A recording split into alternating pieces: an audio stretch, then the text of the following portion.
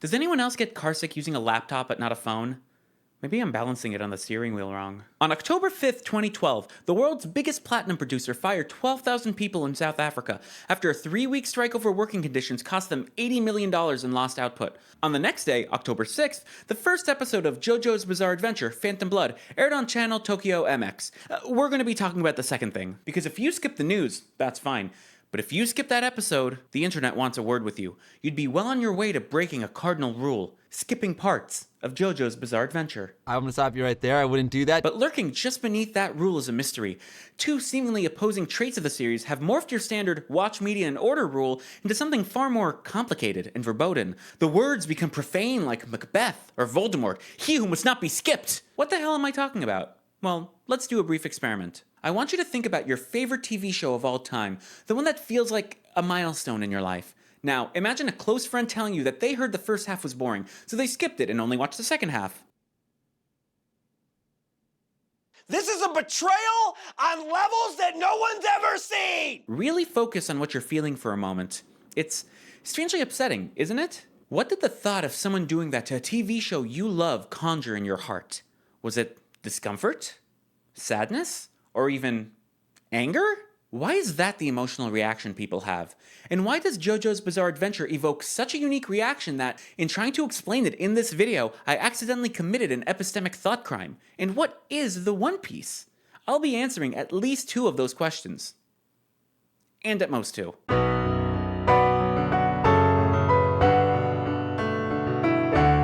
Jojo's Bizarre Adventure is the collective stories of main characters who have the most stressful nickname of all time. Each of these stories follow a main character who has the nickname Jojo, from the fairly obvious Jonathan Joestar to the questionable but phonetically acceptable Giorno Giovanna. The actual stories take many forms, whether it's a murder mystery, a mafia drama, or a prison break, but they all manage to boil down to supernatural fights. According to this piece of paper I found that says analytics on it, there's a chance that some viewers of this video might not know what Jojo's Bizarre Adventure is. Sometimes you just want a long video of someone saying things confidently while you do dishes. I'm willing to help, but you should consider buying a dishwasher. Luckily, I have one. Right here. What you should know is that it's a manga and anime series made of distinct parts, where each part is its own self-contained story, but with overlap in characters and concepts between parts. There are going to be some mild, usually out of context spoilers in this video, but nothing detrimental. In a media landscape full of run-of-the-mill battle anime and another fucking waifu bait series, Jojo's Bizarre Adventure is a breath of fresh air. It's brimming with style, creativity, humor, and skillfully written fights that are almost always about who can better exploit the weakness in their opponent's hyper-specific ability with their own hyper-specific ability. It makes every fight feel like a puzzle, and every victory feel like a clever solution you could have thought of. The ability starts simple in part 3. Punch fast, shoot fire, be boat, but slowly escalating complexity, to the point where I literally needed to read the string theory Wikipedia entry to make sense of the final fight in part 8. Now, as a guy with a math degree, my favorite solution to a fight is, of course, a character turning their body into a Mobius strip so that it can't be turned inside out. No, you're not getting context. Pay attention in math class. The square root of 69 is 8 something, right? Do you even see the question? The series creator and potential immortal Hirohiko Araki has been writing it since 1987, with the Part 9 manga currently in progress. One iconic thing about JoJo's is how unabashedly hypermasculine it is. Up until Part 6, the entire cast consists almost exclusively of the buffest men imaginable. There are no women here. It's still funny. However, characters are regularly striking flamboyant poses, crying and showing vulnerability, wearing glamorous, iconic outfits that Gucci would be jealous of.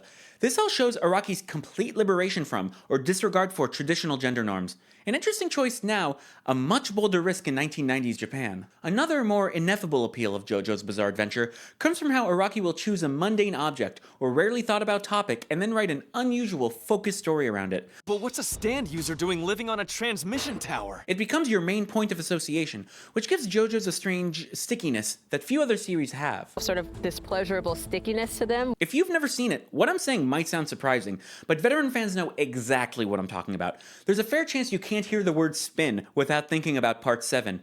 He hijacked the word spin. At time of recording, the anime adaptation for Part 7, Steel Ball Run, has recently been announced. It's basically a soft reboot of the series. No connection at all to prior parts, just Araki taking the essence of his favorite ideas and creating something completely new from it. In this case, a western cross-country horse race involving dinosaurs and the US president. I want to be a cowboy, baby. After Part 6, Araki thought he reached his complete artistic peak, so he sought a reset as a necessary step for his evolution. And it worked! Despite the risk he took, many fans consider Part 7 to be his magnum opus. I'm one of them. Steel Ball Run is Araki, after 20 years of fleshing out one world, liberating himself from the inevitable baggage contained in the history and rules he created. If you've been casually interested in the series, but feel overwhelmed by the backlog, this might sound like a great time to jump in, right? Are those pitchforks? The thing is, the JoJo's fandom is very averse to this kind of suggestion. I want to be clear, the fans are usually pretty good. Above average fandom, to be sure. Great meme subreddits, great running jokes, a lot of positivity. But every fandom has some stuff that they're unexpectedly harsh or intense about. Stuff where, if you don't do or agree with the consensus, people will tell you that you're not a real fan, or that you're lesser in some way inherent to who you are. What are you, my therapist? The main one for this fandom is skipping parts. The memes alone are enough to fill their own Blue Sky feed. Even though each part is technically its own narrative, the consensus is to watch the series in order, and power through a part even if it's not clicking with you. Do not start the series at part 3 or 4 or skip a part you don't like. Don't do it. And if you do it, don't tell them you did it. And if you tell them, beg for forgiveness. Obviously, most series are going to have a fan base that doesn't want new viewers to skip around, but the JoJo's fandom is particularly hostile to it, which is interesting. A great example of this behavior is when YouTube channel Mother's Basement did a Part 5 cheat sheet video, where he does a funny summary of the first 4 parts of JoJo's Bizarre Adventure. Wow, humor and anime? I want to learn more. Unfortunately, I can't learn more, because the video doesn't seem to be showing up in anyone's recommendations. That's weird. Perhaps clicking on the video might elucidate this. Oh yeah, that'll do it. Boy, fans did not like this video. You know the time tech YouTuber MKBHD announced a $50 subscription app for downloading wallpapers? That has a better like to dislike ratio than this. It's starting off as a wallpaper app. I don't want to overpromise too much, but the reason why we're offering a subscription to support it. An explanation for why this happened is pinned as the top comment by Mother himself. Fans were mad because the video appears to be suggesting to prospective viewers to skip over the first 4 parts of the show, watch his video instead, and then go right to part 5. He doesn't explicitly say it, but the opening of the video is framed that way. There's an implication. Because of the implication. Mother answers this by saying that anime's a hobby, not a sacred obligation, and people should be able to enjoy anime in whatever manner is the most enjoyable to them.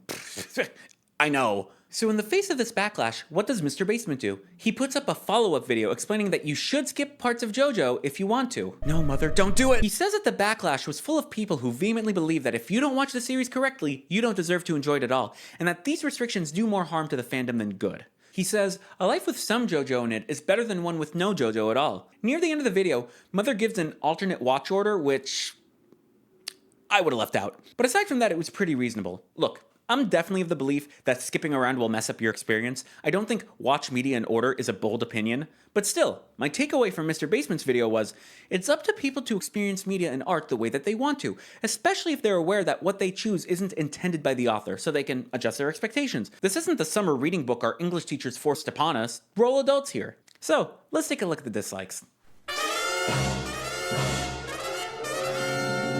50%? When I see a video with that many dislikes, I assume the guy coined a slur, not talk about how art isn't prescriptive. This absolutely stumped me. I started mashing on the keyboard in Google Docs, and the AI figured out that I was trying to write the script. It's moving too fast. Oh, this is not good. He or she is only going after my machine. I've never seen code like this.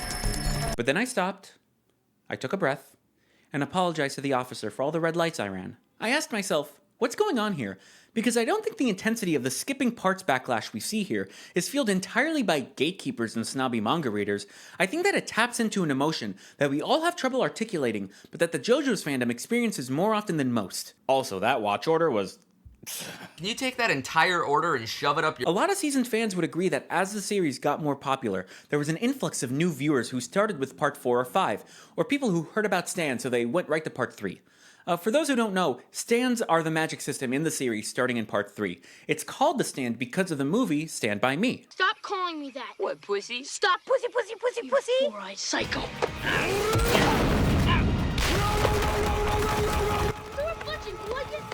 My source for that is Gintama. These varying starting places would almost never happen if Araki hadn't called them parts. No one starts Game of Thrones at season 3. No one reads a book by throwing a dart at it and skipping all the pages it went through, except me one time for this bit. Mother's second video is telling people to experience art the way that's the most meaningful to them. That some people are trying to impose their subjective rules of engagement on you as if they're objective, prescriptive tenets of reality, but they're not. And many would agree with that sentiment. But I think that it's trying to extinguish an oil fire of emotions and a badly framed video with the water of rationality and then the gasoline of that alternate watch order. Oh shit, oh shit, oh shit, oh shit. Oh shit, oh fuck, fuck. Even though each part is its own story, there's something about the series as a whole that makes that chronological order special. This is something most series don't have, even ones that are one continuous narrative.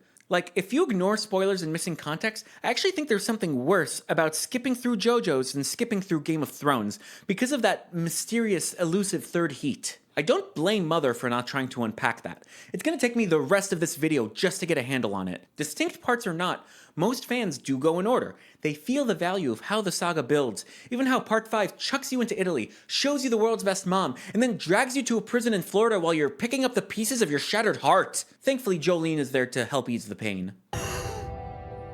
You rotten bitch, I'm gonna make you pay! Well, Jojo, right now, she's winning. Yes, some viewers complain that Part 1 feels slow or dated, Part 2's storyline seems kind of improvised, Part 3's Monster of the Week formula is hit or miss while Araki experiments with stands, or that Part 4 is perfect and I wish that was me. But it's worth it somehow. It's so worth it that a significant portion of fans will staunchly defend it. What's going on here? And things get even weirder when you look a little deeper. If the fanbase is so insistent on watching the series in order, you'd expect that to be an indicator of you'll have a very bad time with the series if you jump around, right? You'd conclude that most of the people who do so will end up not liking JoJo's. But they do. Skipping parts seems to create new fans. In fact, compared to other series, it's unreasonably effective. Bizarre, huh? There's something about the JoJo saga which makes people who already skip through other series more likely to have a good experience. There's also something about it which makes fans strongly believe that not going in order will ruin the experience. What the hell is going on here? What's so special about JoJo's that makes both of these things true? Fun fact, if you ask Google why people skip parts, the search AI will cite Mother's second video. Research. But I'm not talking about these reasons, which anyone including this AI will half-heartedly regurgitate to you. Lots of shows have slow starts and get better as time goes on. The hilariously titled Desire for Stands section doesn't quite work either, because people skip part 3 almost as much as 1 and 2. In fact, even if all of these reasons were true, they don't explain why these piecemeal viewers still become fans at such a relatively high percentage, and more often than not eventually like the parts they skip over. Take a look at this, one of the countless examples I found. We've got someone on Reddit who accidentally started with part 4. They loved it so much, they finished it in 2 sittings, and then viewed the entire rest of the series, including going back to parts they initially couldn't get into. This change of heart for a specific storyline is not something you would usually see in any other show. If I'm bored by an arc, I'm probably going to be bored when I rewatch it. And yet, this is so commonplace for JoJo's that there's a torrent of memes warning newcomers against it. Treating it as ridiculous as starting Breaking Bad at the highest rated episode. Just started the show, I skipped right to Ozymandias because everyone said that was the best one. Who is this guy? We're stuck with this contradiction. Why? What's the deal with skipping JoJo's parts? To begin answering this, I have a question for you.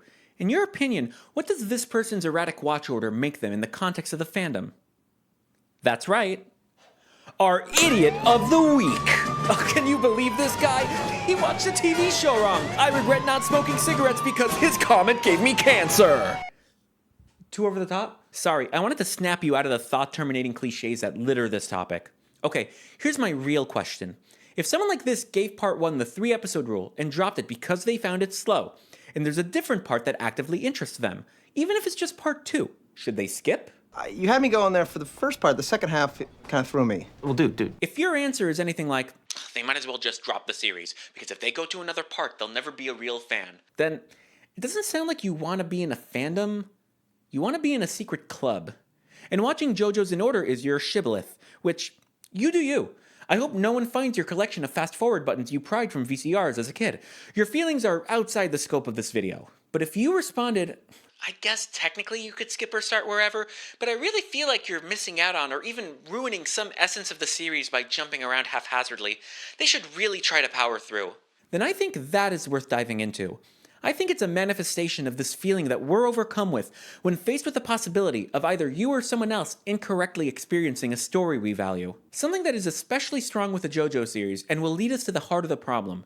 Because I basically agree with you, but looking at the title of this video, I guess I gotta keep going.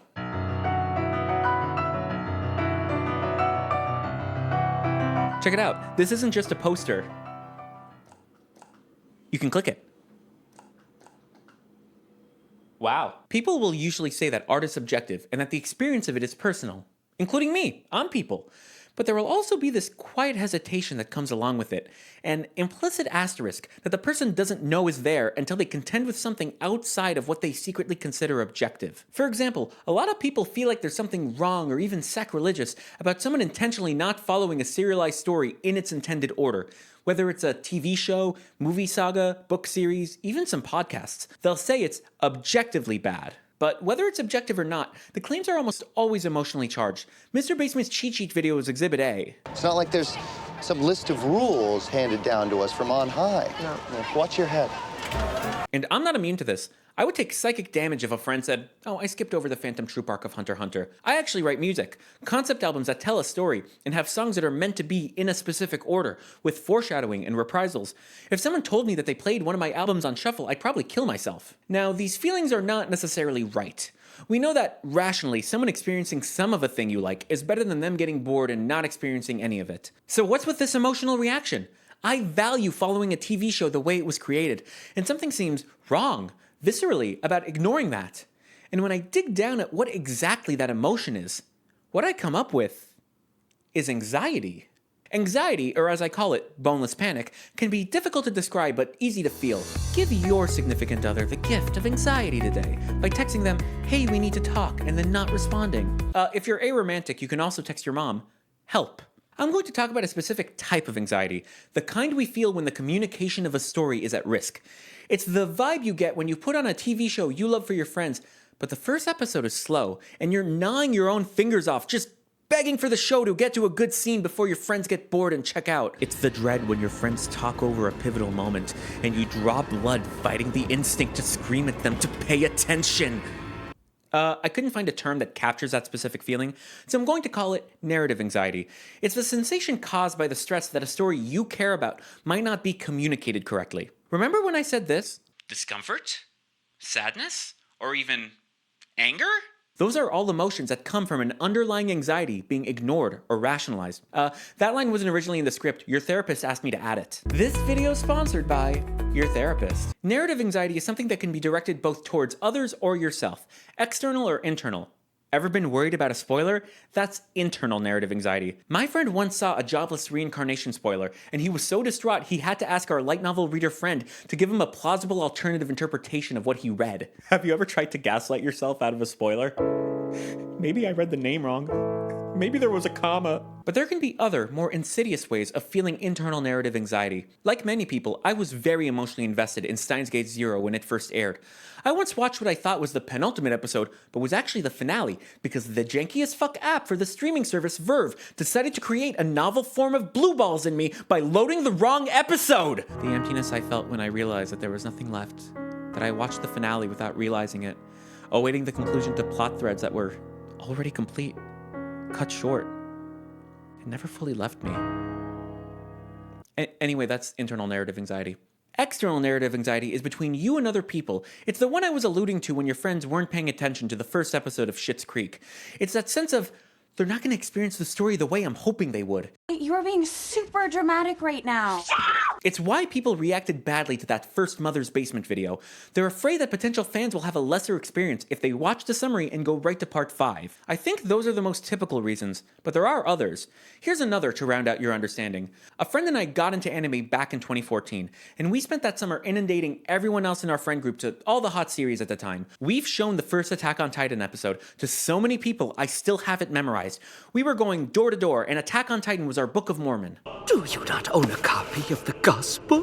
When one friend blew through all of Attack on Titan in under 24 hours and wanted to see more stuff, I pointed her to my favorite series at the time, Steins Gate. It's 12 episodes of whimsical slice-of-life sci-fi, and then 12 episodes of I have too much anxiety to stop watching this time travel psychological thriller. I watched it right before my finals, and it would have been less stressful to just take them in the wrong language. But one aspect of it that I really loved was the English dub.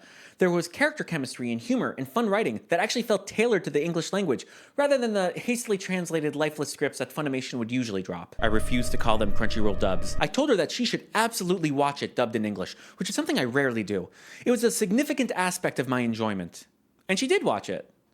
In Japanese! This is a betrayal on levels that no one's ever seen! The heartbreak, the betrayal. It's like she watched a different show with strangers wearing the masks of the actual characters and miming out the plot, ruining the good version of it in real time. The characters I loved could have lived and breathed in someone else's heart, but they were snuffed out by the click of an audio track. This is an insane thing to feel. I know, rationally, that the original Japanese is beloved, and that choosing one doesn't materially impact the plot. But here I am, still reeling from the narrative anxiety I felt a decade ago. I can feel the skepticism. Adam, anime dubs are usually pretty bad. How could the English dub of an already highly regarded series add so much? Look, you're just gonna have to trust me on this. I was gonna try to explain why it's so good, but I don't think I can just cram it into this part of the video. It just won't work. Well... Steins Gate is the story of a mad scientist and her poser friend doing too good of a job creating a microwave. Yes, that's it! Uh-oh. The English dub of Steins Gate is also one of the crowning achievements of humanity and should be in the Louvre, right next to the Mona Lisa. Where do I even begin?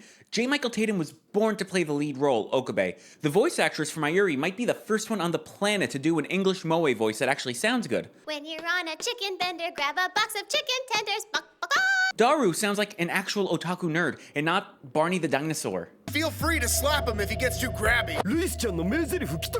And Trina Nishimura's role as Christina is so convincing that hearing her as Mikasa in Attack on Titan is confusing, honestly. If we eliminate or bypass the Titans at HQ, we can there refuel our gear. Is that assessment correct? And the script? God tier. Every word's a painting. A picture's worth 1,000 words, but the localized Steins Gate script is worth more than all of them. That chicken tenders rhyme I just played, only in the dub. My chickies are charcoal. They'll never be tender again. But I'll prove this to you by giving a more in-depth example. One of dozens I can give. Okay, listen to this exchange in the English dub. Theoretical limitations, that's what. It's impossible. Theories are no more than lexical chicanery.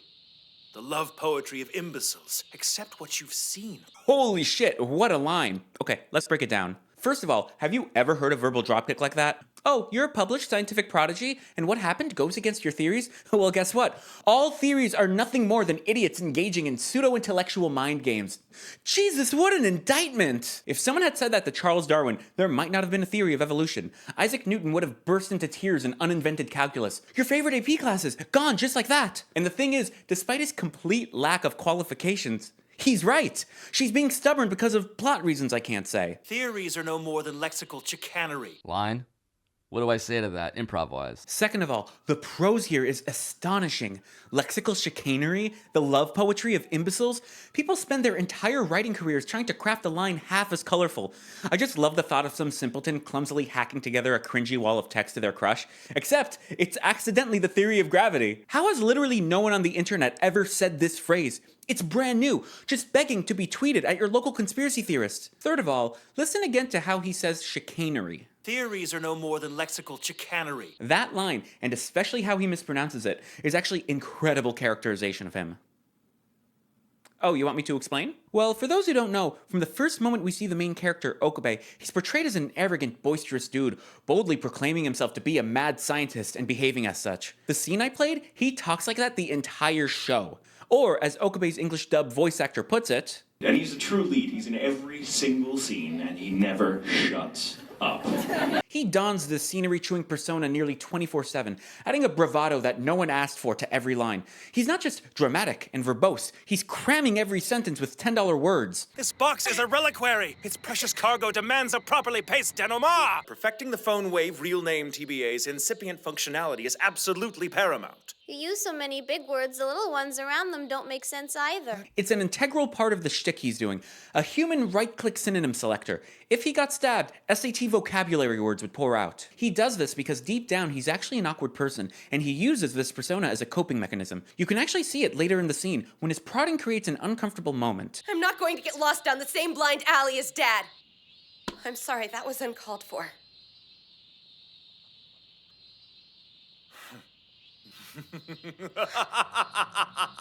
No, I'm quite satisfied with the outburst I wheedled out of you. He's not really a mad scientist. He's an insecure 18-year-old who's throwing character spaghetti at the wall and seeing what sticks. He's clinging to his persona like a security blanket. And we see that right here when he's trying so hard to sound like a big-brained intellectual, making grand, sweeping statements about the folly of theories, dismissing entire branches of science in mere seconds. And yet, his persona is so paper-thin, he can't pronounce chicanery right. Lexical chicanery. It's all a moot point. He's not the next Nikola Tesla, he's a teenager trying to sound smart. He's engaging in lexical chicanery by saying it. So this random line in an unimportant scene is hella creative. It sounds good, it gives great characterization, it's got it all. Now, the English dub is a localized translation of the original Japanese. So, what was the Japanese version of the line we just spent 3 minutes dissecting? 理論上ありえないからよ。理論など単なる言葉遊びに過ぎん。いい加減、目の前で起きたことを認めるんだな。That's it? Look, there's nothing wrong with this version. It's fine for its function. She's casting doubt on a thing, he pushes back, the scene continues until one of them relents. You get the gist of what he's saying and move on. Again, it's a random line in an inconsequential scene. No one should expect magic here. And yet, that's exactly what we get with the English dub. There is so much quality packed into 12 words. And no, this isn't a case of the Japanese prose being nearly as good and the subtitle writers translating for clarity rather than poetic flair. A Japanese-speaking friend confirmed that the subtitles basically capture what was being said. It's a straightforward line in Japanese and a far more creative one in English. Nearly every moment of the dub is imbued with this quality of writing. The big brain monologues Okabe has, the character chemistry, the humor. The fruit of your labor. Are you serious? The woman is weeping. Why is this? Think about what she told you in that big breathless rant. I need your exemplary lead skills, hack. Stop, and don't talk nerd to me. Your victory was a deus ex machina, ergo that cake is a lie. For the last time! 'Twas brains against brawn. I call it peak writing. Gen Z would call it peak. Gen Alpha scares me. Part of the reason for this quality is that the voice actor of Okabe also wrote the English script, giving him the unique opportunity to embody Okabe's mania 16 hours a day. My week would consist of day after day of going in for about 6 to 8 hours to record Okabe and come home and write a script. So I never, ever got away from that character. If English is your native language and the dub is solid, then you're gonna feel the chemistry and humor more than if you have to rely on subtitles. Hot take, your brain prefers the language it speaks. Americans don't watch Rick and Morty in Japanese. I'm not even gonna get into how good the voice acting is, or we'd be here even longer. I'll just play audio from an infamous scene where Tatum said that the lines between him and Okabe were so blurred, he nearly had an emotional breakdown. I'm begging you not to go through with this! I'm just a nobody whose curiosity got the better of him. Nothing was ever gonna come of it. Nothing ever does! Please don't kill my friend! I just lost it. I started crying, and the line between me and Okabe completely vanished. I didn't know who was who anymore, and all I knew was I didn't want my friend to die, and I was crying, and then I couldn't stop crying. The show's wonderful director was like, you need to take a break.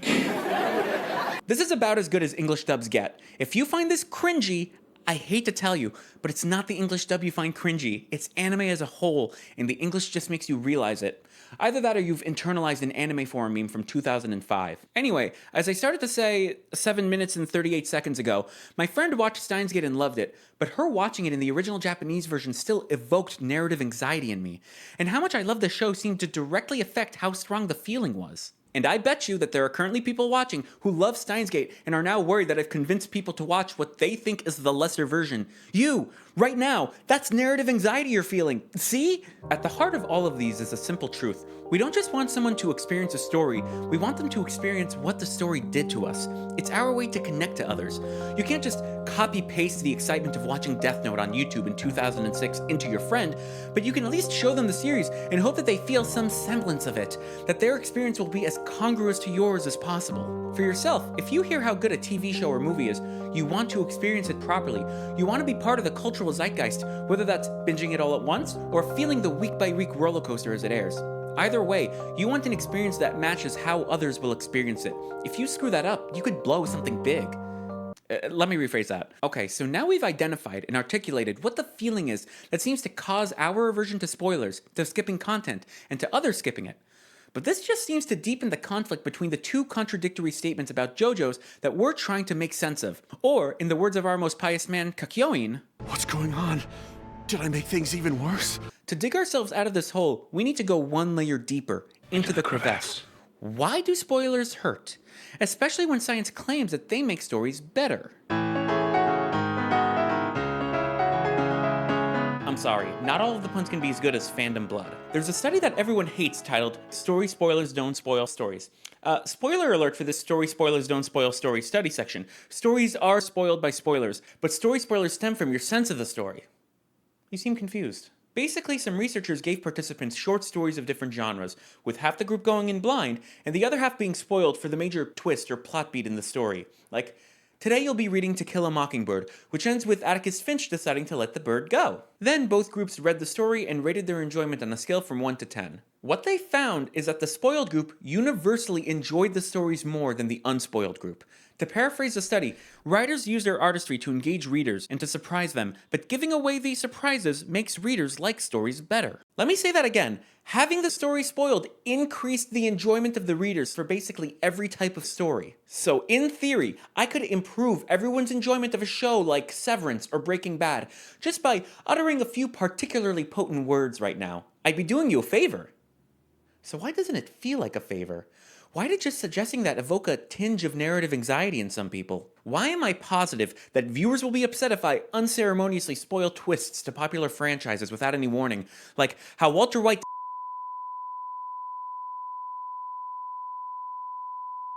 that his mom and dad are the same person. This is why people hate this study. It's trying to tell us something that we feel in our guts is wrong. Science is designed to find answers, not to appeal to human emotion. Moreover, you usually hear about it right after some loose-lipped jackass spoils the season finale of White Lotus or Miraculous, and instead of apologizing and leaving the birthday party early, they throw Psych 101 studies in your face. Yes, Tyler, spoilers don't spoil stories. You do! Personally, I try to avoid spoilers as much as possible. I don't even read the title of a show sometimes. There's this incredible series I'm following right now. Couldn't tell you the name. So what's going on here? Because you and I both know that the study probably isn't completely wrong. The study's got several good p-values, while you and I each have like 1 at the most.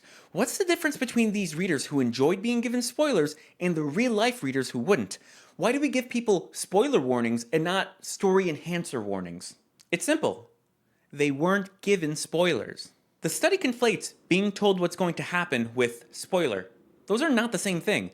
They seem like the same thing, but only because in our day-to-day life, we're basically only talking about stories which we care about and know in some way. A spoiler requires narrative anxiety. But the study mentions that none of the participants have ever heard of any of the stories they read. They excluded any data from people who had prior knowledge. So the study basically mimed the plot function of a spoiler without the narrative anxiety that comes with it. It's null versus undefined in JavaScript. They sound the same, but only null is an object because it's such a good language. I've never seen code like this. If there was a version of this study where you took 1,000 people who've been meaning to watch Attack on Titan, tell half of them that Eren was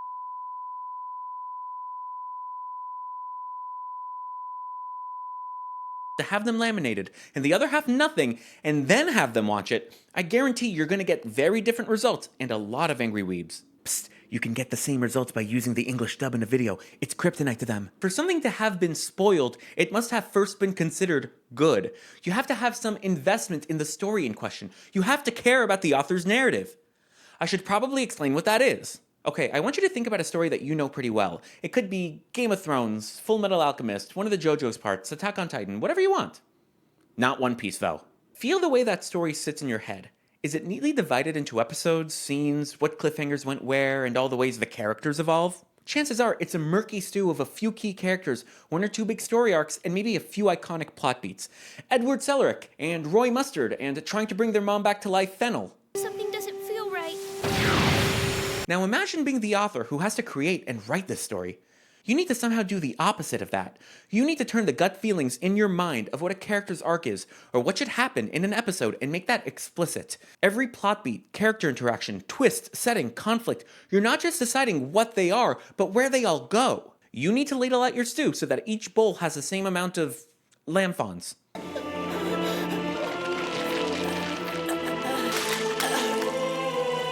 This is wrong. This isn't what we wanted. The result of this process is what I call the author's narrative. It's the way they've decided to construct and pace their story. Every story has it. It's part of the art. And if you like a story, you want the author's narrative. But when loose-lipped birthday boy Tyler blurts out a future plot point too early, your narrative train has just been derailed.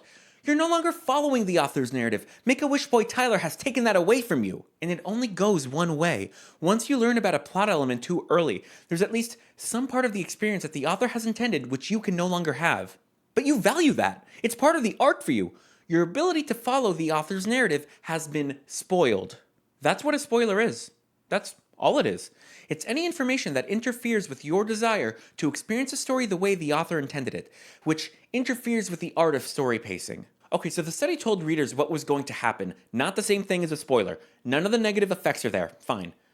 Why did that increase enjoyment?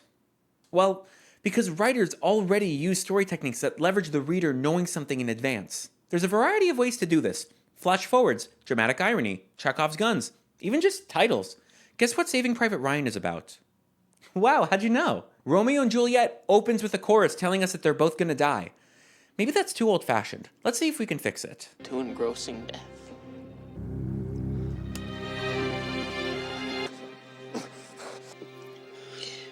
Here. Yep, that's me. You're probably wondering how I ended up in this situation. Spoiler alert for this channel, I'm currently working on a terrifyingly long video about Berserk, and the author employs a very effective version of that by preceding the main character's 80-chapter backstory with 10 chapters of how fucked up their life is afterwards. So in the same way that a good flash forward grips the audience, a spoiler can add tension in the creation of anticipation in relation to a machination's destination. Sometimes Script Adam writes phrases just because he knows Video Adam has to say them. Thanks. Knowing what'll happen also enables you to observe a more interesting story. I had a section explaining why, but it was too much of a tangent, so I cut that out. But the upshot is that by knowing a key reveal, the plot has a fuller context for you, making moments that originally would have flown over your head suddenly be more meaningful. That enhances the story, even if it's more predictable. Remember how this video was about Jojo's Bizarre Adventure? Here, have a clip. I call this move my hum on clacker volley.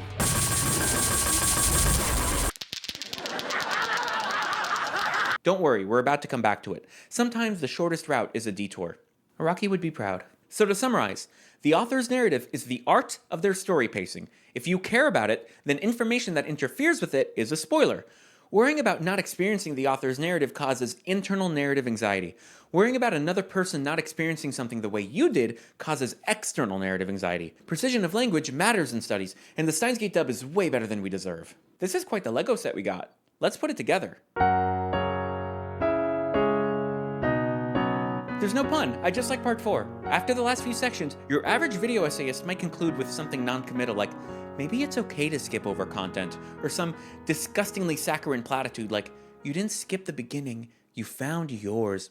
But no, I don't think it's that simple. The persistent narrative anxiety coming from JoJo's fans isn't a collective hallucination. We have to finally face the deep sexual tension between the two seemingly contradictory observations that I made in part 1. The first is that the frequency of new viewers skipping parts and still becoming fans tells us that the series is a significantly better experience than skipping around other shows. The second is that skipping parts being hated by the fanbase tells us that the enjoyment of the series is significantly worse when you do it, that it ruins JoJo's. I've been calling it a contradiction since the beginning, but unlike Tyler's oncologist, I have some good news. It only seems like a contradiction. It actually is both. Skipping JoJo's parts is uniquely better and uniquely worse than skipping through the average series. Better than average from the perspective of a new viewer, and worse than average from the perspective of someone who's actually seen it. It's dialectics, bitch! Now, you might be thinking, Adam, have you watched season 2 of The Rehearsal? That's not related to what we're talking about. Why would you bring that up? But you might also be thinking, What about JoJo's Bizarre Adventure causes this effect? That is a much better question. I'm going to reiterate something for those who haven't seen it, because it'll be important for the explanation.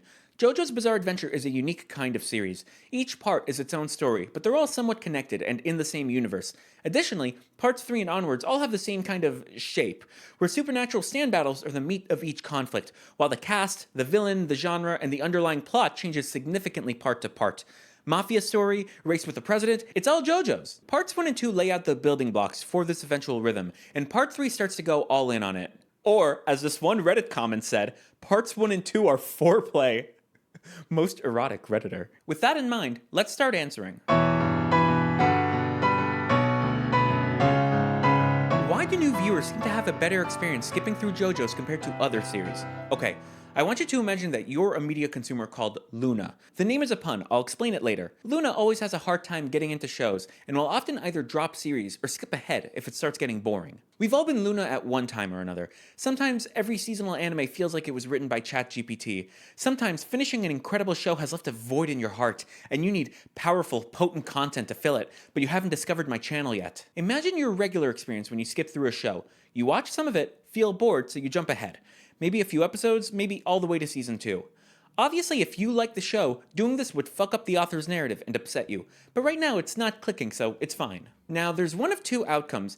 Outcome 1 is that the show continues to be boring and you drop it. There's a real chance the show just isn't for you, but it's also possible that you skip to a bad spot, like the middle of a confusing arc.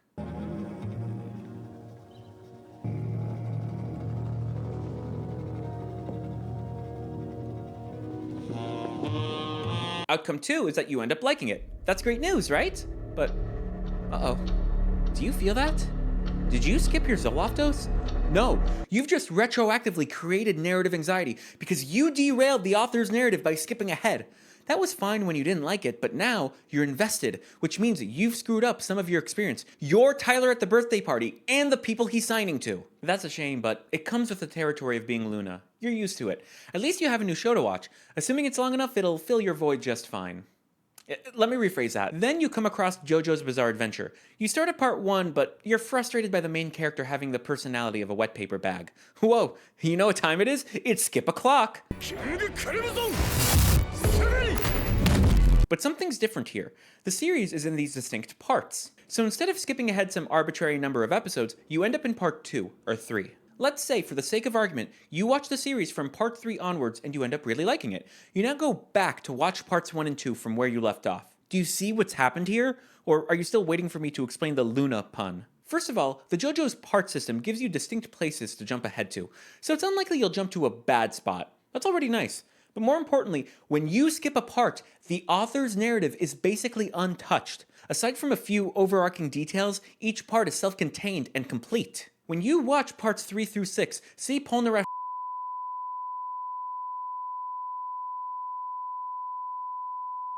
burst into snails and end up loving it and valuing Araki's narrative, you can now go back and experience 1 and 2 without any narrative anxiety. It's a better experience than skipping most shows. In fact, the more you grow to like it, the more value there is in the parts you didn't watch. Compare that with most series, where liking it more means feeling worse for disrupting a narrative early on. The same logic applies if you see that part 5 is airing this season and decide to randomly pick it up.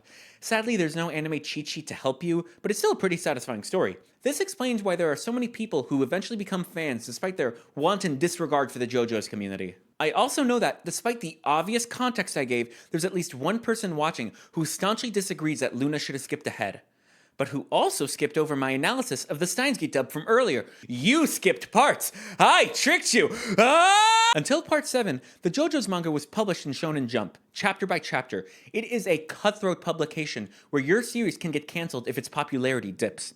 But Araki is a smart guy. He knows that the lower the barrier of entry, the more new readers you can attract. So in a way, it's all capitalism's fault. Nice. This hybrid new season, new story model means that a weekly reader would eventually pick up a magazine during the start of a new part, letting them experience a full story start to finish. And Araki gets to keep existing fans while getting new ones because it's still JoJo's. It's a clever solution, like charging your laptop at a red light. There are far worse ways to try to improve your manga's popularity. Like, in Kuroko no Basket, they awkwardly shoved an obvious mascot and a large-breasted, thinly clad girl into the same random episode halfway through the season, and you could just feel the editor telling the author that it'll boost their numbers. Doctor, we're losing him. Get me a cute dog and fan service stat. Yeah, I'd rather Araki just call them parts. Even for those who read everything in their magazine, caught up or not, missing 50 chapters of JoJo's context is a lot less intimidating than missing 350 chapters of One Piece context. At least, until they go online, realize that they're a part skipper, and jump off a roof Seinfeld style. Why are all those people milling around my car? Hey, there's a guy up on the roof. Oh, God, I hope he doesn't jump. Oh, God! Maybe we were too hard on Tyler. I sort of regret getting his parents to divorce. Maybe not though, because by not going in order, you've permanently nerfed your JoJo's experience in ways you may never recover from. We're all playing Gold Stake Balatro, while Luna is just multiplying numbers on a calculator. How? Allow me to explain. Okay, I want you to imagine another media consumer. Called Luna. I'll explain the pun. Luna means moon in Latin. In Japanese, moon is tsuki, which is just like the first two syllables of the Japanese word skipu, like a nickname. Skipu means to skip. It's what we're talking about. We have fun here. There are a lot of obvious reasons why not watching JoJo's in order is bad. Later parts can give spoilers for earlier ones, shared characters between parts are less impactful, and most importantly, other fans will be annoyed that you have dumb questions. Anyone can tell you that. For example, I love that one Part 3 character turns into what feels like a cool older brother mentor type in Part 4, or how Part 5 lets you learn about the new protagonist through the eyes of the Part 4 cast. But any show with a time skip could do the same thing. It's not that unique. A more nuanced reason I've heard is that you get to experience Araki's evolution as a writer, which is better, but it presupposes that the person cares about the growth of an author they're currently not invested in.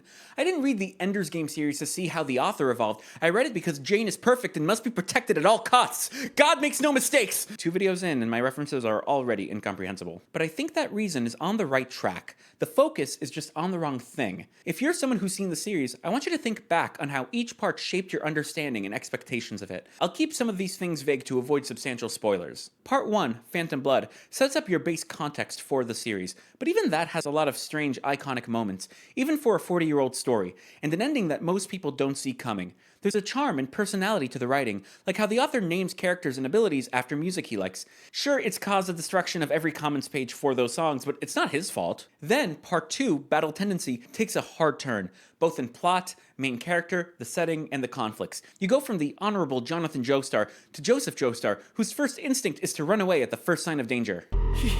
He's a monster. You know what to do, right, Jojo? Sure, of course I do. Run as fast as I can! Make way! Move! He's just like me for real. You see Joseph crash a plane 2 times, which is the start of a realization that no one in any part of JoJo's should ever go on a plane. Jojo!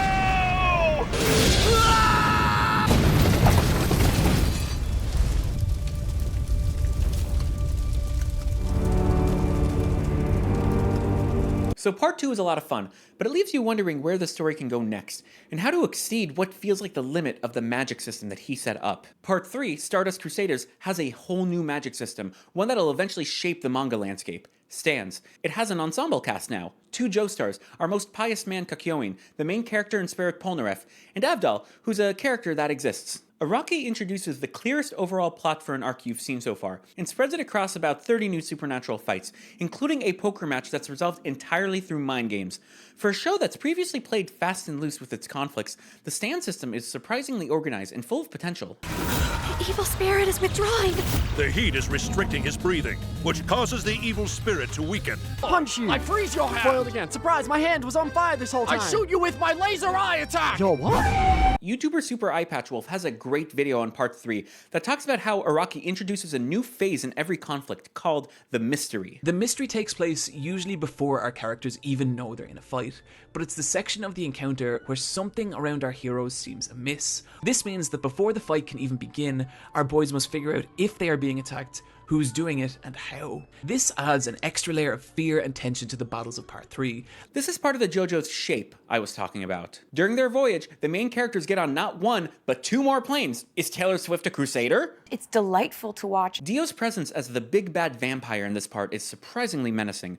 Oftentimes, the scenes where he's having a mysterious conversation is the most interesting part of the episode. From my understanding, he spends some time in the background running errands and wearing tank tops, which raises some questions. As a vampire, does he only do stuff at night? Does he use a sun umbrella like me, who bursts into flames looking at an HDR picture of a sunrise? Turns out, he runs around town with a blanket protecting himself from the sun, smoldering ever so slightly as he does. Sorry, I haven't seen this Dio fellow.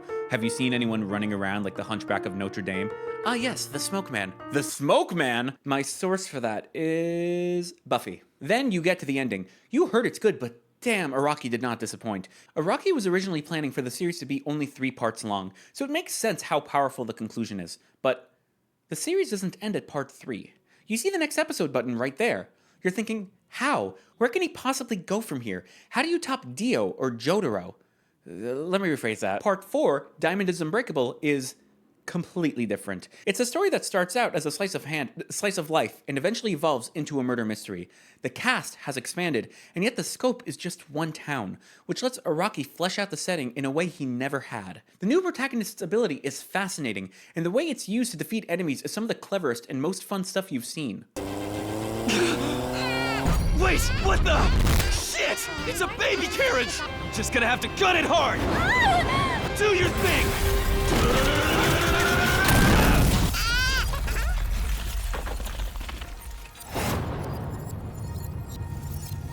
And fix! Nice! There's a huge jump in quality and creativity of stand abilities, and you feel the spark of excitement that you haven't felt since you watched Hunter x Hunter 8 years ago. And somehow, despite there being no build-up to him in the first 3 parts, the Part 4 villain is incredible, grounded, and is actually preferred by the majority of fans. People love the protagonist Josuke, too. For a time, he was actually Araki's favorite Jojo. So Part 4 was a blast, and another complete departure from the previous parts. At this point, you're eager to see what new thing Part 5 could be. I got to know! You then finish Part 5, Golden Wind, in about a day. All of the expected stuff continues to get better. Another fascinating main character ability, his ridiculous connection to the family tree, the absolute drip of the main cast, emotional moments that make you want to cry, another fucking plane ride. I'm not picking up any foreign life forms. We should be good to go. Are you sure about that? But there's something new. There's a theme tying the stories together, and Araki manages to recontextualize the entire story during the last few episodes. Just the name of the last episode, Sleeping Slaves, stirs equal parts awe and resignation in you. Up until now, JoJo's has been over-the-top whimsy and drama and epic fights. Sure, there are sad moments, but this is different.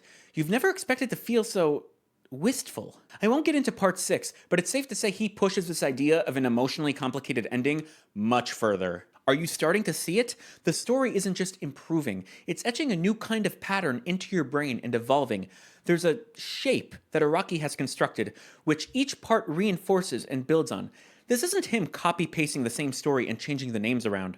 It's the opposite almost. He changes the story drastically while keeping the same structure. Almost everyone knows about the 3-act structure, or Dan Harmon's story circle, narrative models that you can map stories onto. Araki has created and is following his own narrative model, a type of story that can mix with other styles and genres. I'm not totally sure what to call this. Araki's structure just doesn't roll off the tongue. Araki's edifice is a little better. Let's take a look at thesaurus.com.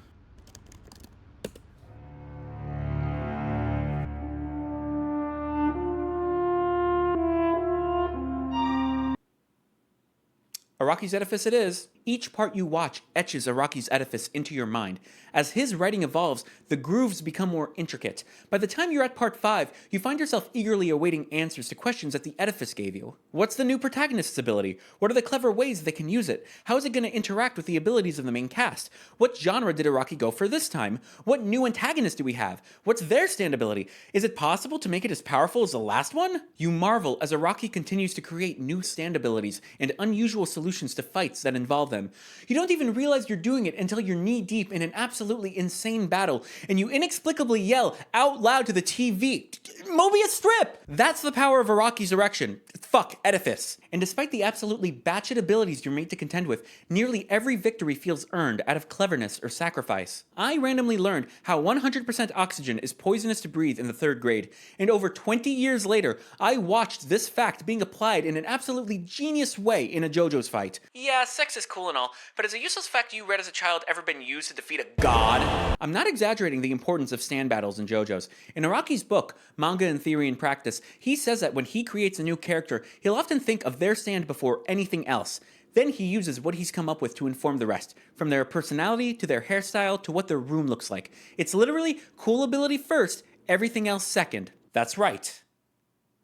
I read a book for this video. People say that you get to see him evolve as a writer, but they don't say the subtext. You get to feel the evolution of the edifice, from straightforward supernatural fights with a quirky slant to intricate, complex ones, from one-on-one stand battles to team battles, from overpowered antagonist to insanely overpowered antagonist, from being able to understand how the main villain stand works to having no fucking idea how D4C works. The fashion, the group chemistry, the character names, the themes, the music references, all of it. Every part fulfills those expectations and gives you new ones to play with. In a strange meta-narrative way, the construction of this edifice is satisfying in the same way that character growth or plot progression in a regular story is. From this perspective, starting at part 7 because it's the best one is like only watching the climax of a movie because that's the best scene.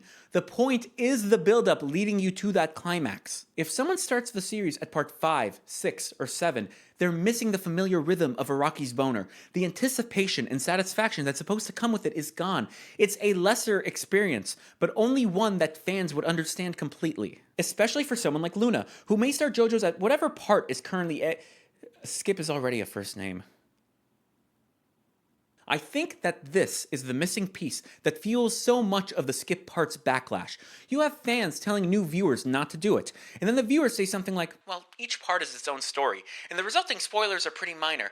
People do this with Doctor Who, right? I'll go back and watch the other parts later. That addresses all of the usual causes of narrative anxiety involved with not going in order, but not this secret other thing that they couldn't possibly know about. The fanbase knows that it's not enough. Their underlying anxiety has not been addressed, but they can't quite articulate why. And weirdly enough, none of them wrote 48 pages of text just to erect Araki's edifice as a concept.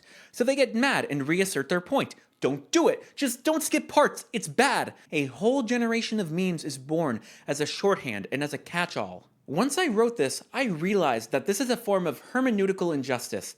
Do you know what that is? It's when society lacks the words to describe the experiences a group of people has, making it difficult for them to communicate their reality.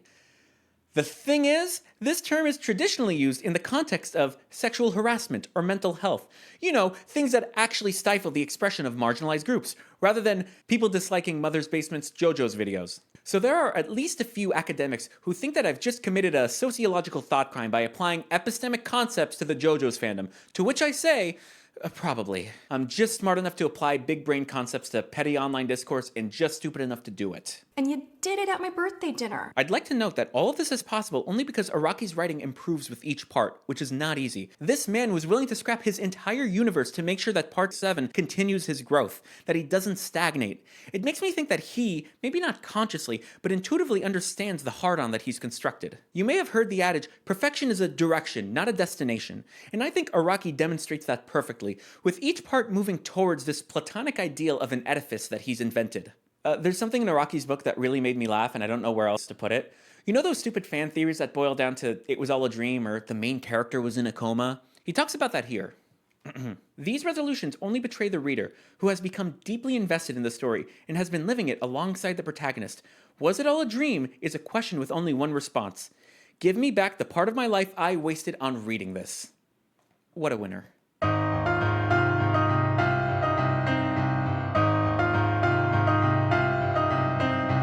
Should people skip parts? I don't think they should. I'm sorry, I really tried to argue for you, Luna, but skip is a better name. The appeal of preserving the author's narrative while jumping around a series is rare and enticing, but it's not worth losing out on the unique storytelling given to us by Araki's throbbing member. And this is coming from someone who agrees that JoJo's is pretty imperfect until part 4. That being said, You're the one who's gonna watch the thing. I don't believe in making zero-tolerance rules for how other people should engage with art. Doing so is an act of hubris, where you place yourself above the art and the author. If you catch someone doing that, cast them into the abyss! I've given you the information to make a decision that's hopefully better informed than just seeing the part-skipping memes and comments that litter the internet. Yes, they're all very funny, and are definitely not just the same punchline wearing different usernames like a flasher in the park wears trench coats, but with how easily the internet makes people chronic contrarians, the aggressive bluntness can just as easily provoke someone into immature defiance.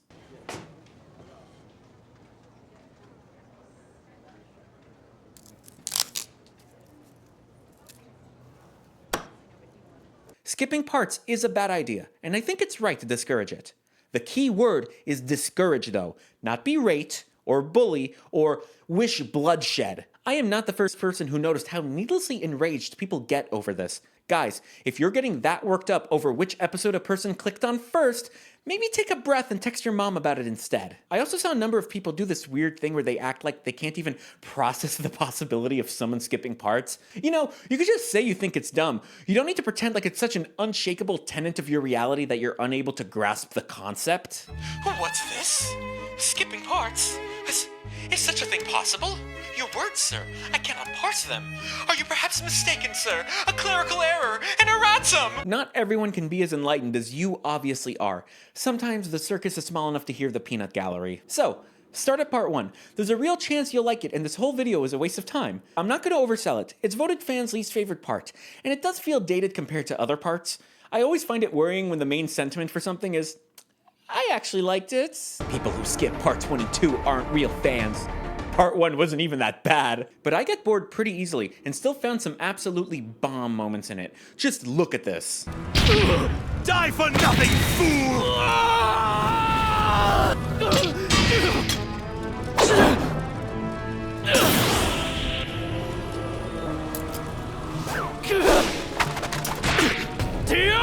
That was legitness. Yeah, it was. And even if absolutely every single moment inexplicably fails to land for you, you still get to see the origin of countless memes every episode. When the Jojo's fandom runs the Speedwagon is the best waifu joke into the ground until it collides with a dead horse, don't you want to know who Speedwagon is? Speedwagon? A waifu?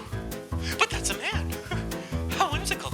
If, for some reason, you get paid every time you hit the skip episode button, or the monkey man looks a little too much like your sleep paralysis demon, still don't sleep on part 2. It's in a lot of people's top 3 favorite parts, if only for Joseph's legendary ability to bullshit his way into victory. I'm also very fast! What the hell did you pin that grenade on my scarf? Child's play. Take a look at the grenade you just knocked away. You son of a... No matter what, don't drift further than part 3, Stardust Crusaders. Yes, most people say that their favorite parts are 4 or 7, but trust me on this. Other people might not exist. It's just you and me in this universe. Part 3 is where Steins are introduced, and Araki really begins to engorge his story edifice. Not only is it absolutely packed with iconic moments and many people's favorite ending, but the ensemble cast is classic. You've got Jotaro, Joseph, Paula Avdol, our most pious man Kakyoin, Silver Chariot, and future Silver Chariot. Look, I'm not going to pretend part 3 is perfect. It's pretty lengthy, and Araki is still refining his Monster of the Week formula. The edifice is barely erect. In Araki's book, he says that when Stardust Crusaders was being written, Shonen Jump was saturated with tournament arcs. He differentiated part 3 by making it more episodic, which kept things fresh week to week, while allowing readers to potentially miss a chapter or two without getting too lost. Based on that, I think it's all right to mentally check out or skim through an episode or fight that's not clicking with you. I'd say which ones because it would start a huge argument in the comments which would boost engagement, but I really do think it depends on the person. Okay, the orangutan boat one was pretty bad. The Freddy Krueger one was cool though.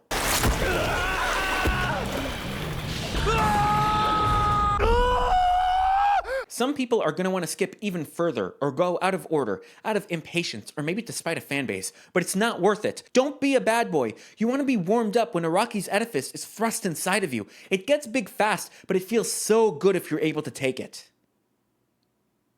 What do you mean I should rephrase that?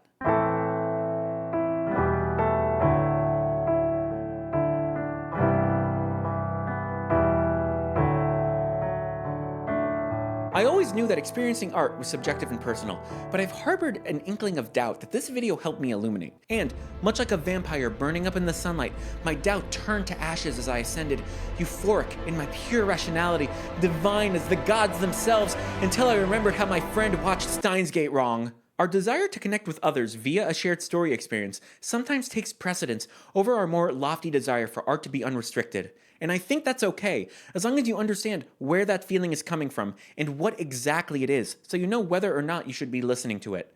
I hope I've given you the language to make sense of some of those often complicated feelings. Maybe I'm being an optimist, but we might actually have a slightly better discourse surrounding JoJo's if we don't let narrative anxiety cloud our conversations.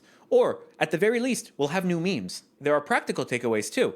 In theory, you could use the study we talked about to justify skipping around a series that you find boring. Next time you anger a close personal friend or loved one by skipping through an episode, an entire subplot, or a whole season of something, feel free to throw that study in their face and not elaborate further. If they ask you to explain it, tell them you don't want to spoil the answer. Then ride off into the sunset with a car made entirely out of your cheap gotcha. Of course, you might actually prefer getting spoilers for TV shows that you're invested in. Does that mean you have no media literacy? Are you doomed to be alone like Tyler on Christmas Eve? I wish I knew the answer, but those are rhetorical questions. Rhetoric, from the Greek word rhet, meaning rhetorical. Still, I feel liberated, and so should you. In uncovering why skipping parts is so divisive, I found a way to explain why I love JoJo so much in a way that feels novel and actually communicates something that I think most fans feel. Araki has been writing the series for nearly 40 years, and he still finds new ways to improve. It's really one of those series that you could see going on forever, and it very well might because Araki's a vampire. I must be a noble vampire. It's okay to let go of the part-skipping trauma you carry and accept that some people are gonna go out of order. I know, it's fucked up. Just remember that you're better than them and that they're not real fans, whatever the fuck that means. Most people will go in order and get the full JoJo's experience. If you're a new viewer, I hope you do too. But if after all of this, you end up skipping through it, that's your choice to make. Don't skip the openings though.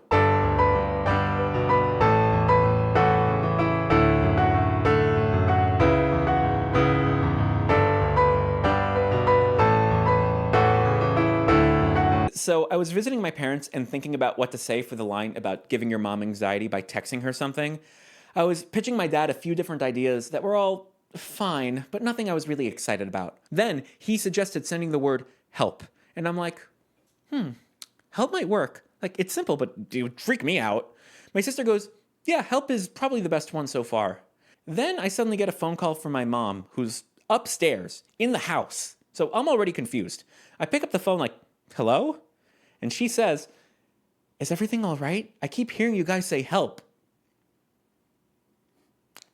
That's the one.